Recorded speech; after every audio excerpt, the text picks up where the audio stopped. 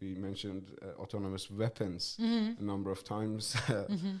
And we see now, I think in Ukraine, we can say that it's the first time that we see a full-out use of autonomous weapons from both sides.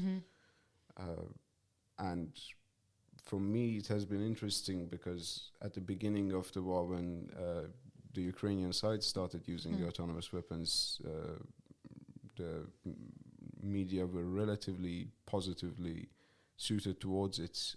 And afterwards, when Russia started using them, they started realizing what a horrific things autonomous drones can be. What safeguards should we think of when we think of especially autonomous drones and killer drones in terms of wars?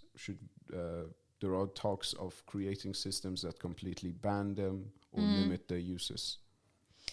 Yeah, I mean, this is very complex. I don't have like a very good answer. Of course, in my opinion, I think we should not use these systems at all. But of course, I may sound naive too, because then someone could tell me, "Oh, okay, but if then there comes a country with those weapons and start attacking you, then how do you defend yourself?" So I would say that maybe from a defense perspective, perhaps I could justify more that, but I would say that this becomes like an arms race, literally. So it just makes it even more like worse and worse and worse.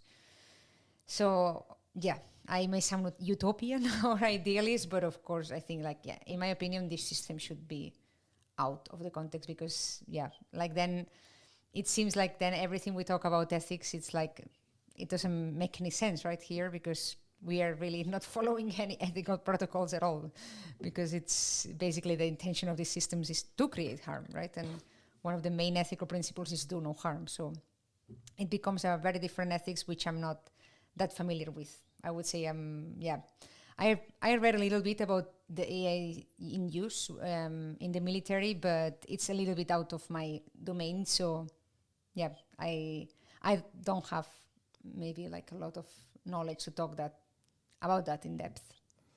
Yeah, I mean, I just want to mention that I think there is this sense that some people say that it might be naive to think that we should not use them because others might use them against us. But there are those instances and glimpses of hope that humanity says, okay, this is just too dangerous for anyone to use. And in terms of chemical weapons, for example, general conventions have been created to completely ban their uses, and they have been relatively successful.